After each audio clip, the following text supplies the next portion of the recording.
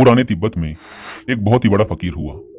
एक बार उसके पास एक आदमी आया और विनती करने लगा कि मुझे कोई ऐसा सूत्र दे दे जिसे मैं सिद्ध कर सकूं, खुद के लिए बहुत सी सिद्धियां हासिल कर सकूं, जिससे मैं लोगों के बीच बहुत ही प्रसिद्ध हो जाऊं। फकीर ने कहा, मेरे पास ऐसा कोई सूत्र नहीं है। लेकिन वो व्यक्ति तो फकीर के पीछे ही पड़ गया, खूब हाथ पैर जोड़े कि कोई तो सूत्र दे दे। फकीर ने बहुत मना किया, लेकिन वह नहीं माना।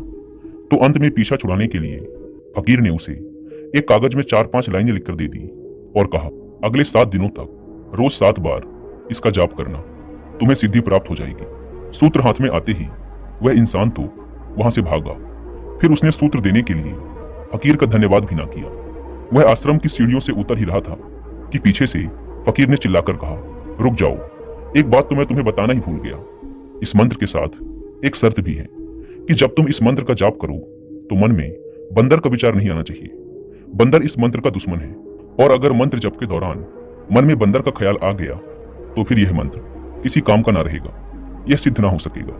व्यक्ति ने कहा, निश्चिंत रहो, आज तक मेरे मन में बंदर का विचार नहीं आया, अब कैसे आ जाएगा?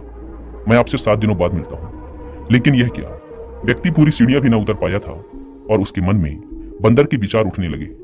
उसने विचारों को हटाया, लेकिन अगले ही क्षण फिर बंदर पलटकर उसके विचारों में आ गए। उसने अपना मन बहलाने की कोशिश की, लेकिन बीच बीच में फिर उसे बंदर की याद आ जाती। वह घर पहुंचा और मंत्र का जप करने बैठा, लेकिन उसके अंदर यही डर सता रहा था कि कहीं मंत्र के बीच में बंदर के विचार न आ जाए। उसने मंत्र जप शुरू किया और उसके मन में बंदर के चित्र उभरने लगे। पेड़ों में उछलते कूदते बंदर उसके विचारों में आने लगे। वह घबराकर खड़ा हो गया। उसने सोचा, कल से शुरू करूंगा। रात जब वह सोया तो उसे सपने भी बंदर के ही आए। सुबह उठते ही उसने निश्चय किया कि आज तो बंदरों के बारे में नहीं सोचूंगा। लेकिन जैसे ही वह जप करने बैठा, उसे बंदरों की याद आ गई। तीसरा दिन भी ऐसे ही गुजरा, चौथा दिन भी बंदर के विचारों में ही गुजरा। 5वें दिन तो वह फकीर के पास वापस पहुंच गया और कागज वापस करते हुए बोला, ये पकड़ो अपना सूत्र, इस जन्म में तो ये मुझसे सिद्ध ना हो सकेगा।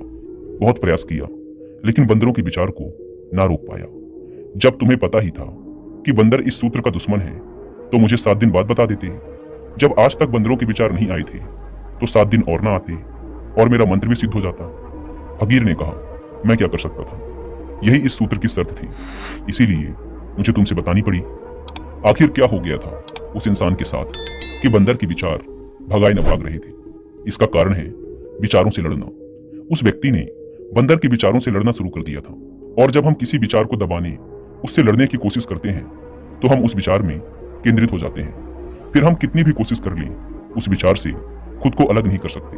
हमारा चित्त उसी विचार से चिपक जाता है। तो फिर समाधान क्या है? समाधान है कि विचारों से लड़ो मत, उन्हें देखो, उनके साक्षी बनो। और यह संभव है केवल और केवल ध्यान से, माइंडफुलनेस से। अगर हम विचारों से लड़ने की बजाय उनके साक्षी बने, उन्हें देखें, तो विचार आएंगे और विदा हो जाएंगे। और ऐसे ही आती है सच्ची जागरूकता। लेकिन अगर हम किसी विचार के आने से डरते हैं, उससे भागने की कोशिश करते हैं, तो फिर वो विचार हमसे चिपक जाएगा, क्योंकि हमारे मन की प्रवृत्ति ही ऐसी है।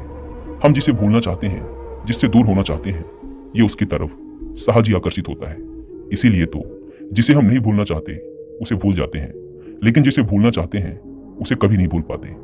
क्योंकि जब हम किसी एक विचार को दबा देते हैं तो हम भी उसके साथ जुड़ जाते हैं। जैसे अखाड़े में जब एक पहलवान दूसरे पहलवान को नीचे दबा देता है तो वो भी उसके साथ दब जाता है, क्योंकि अब वो उसे छोड़ नहीं सकता, उसके ऊपर से उठ नहीं सकता। नहीं तो दूसरा पहलवान मौका मिलते ही उस पर हावी हो जाएगा। अब उसकी मजबूरी हो गई है उसके साथ चिपके रहना। देखने वाला तो यही कहेगा कि पहले पहलवान ने दूसरे को दबा रखा है, लेकिन इनडायरेक्टली दूसरे ने भी पहले को दबा रखा है, क्योंकि आजाद तो पहले वाला भी नहीं है। तो कहने का अर्थ यह है कि जब हम किसी को दबाने की कोशिश करते हैं तो हम भी ना चाहते हुए भी उसके साथ चिपक ही जाते हैं, फिर चाहे वो विचार हो या इंसान। एक बात और कि हम जिस भी चीज को दबाने, उसे सप्रेस करने की कोशिश करते हैं, वो कई गुना और तेजी के साथ पलटकर वापस आती है। और ये विचारों के संदर्भ में भी सही है। हम जिस भी विचार का दमन करने की कोशिश करते हैं वो हम पर हावी हो जाता है। दमन समाधान नहीं है, लेकिन हम क्या करते हैं, हम विचारों का दमन करने की कोशिश करते हैं। दमन करके तो हम विचारों को अलग नहीं कर सकते। विचारों से लड़ना, उनका दमन करना आत्मघातक है। इनसे बचना जरूरी है, लेकिन बचें कैसे? बचने के लिए जरूरी है कि विचारों से लड़ो ही मत, काम वासना से बचना है तो काम वासना से लड़ो ही मत। क्रोध से बचना है तो क्रोध से लड़ो मत, बल्कि साक्षी बनो। जिससे भी मुक्त होना है उसे बस देखो और जानो कि मैं अलग हूं और वो अलग है।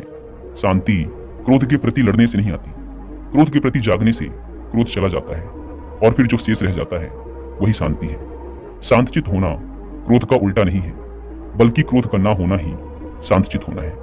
इसीलिए विचारों के प्रति जागरूक होना परम आवश्यक है, और ये जागरूकता आती है लगातार ध्यान करने से, माइंडफुलनेस से। दोस्तों, मुझे उम्मीद है कि आपको यह वीडियो जरूर पसंद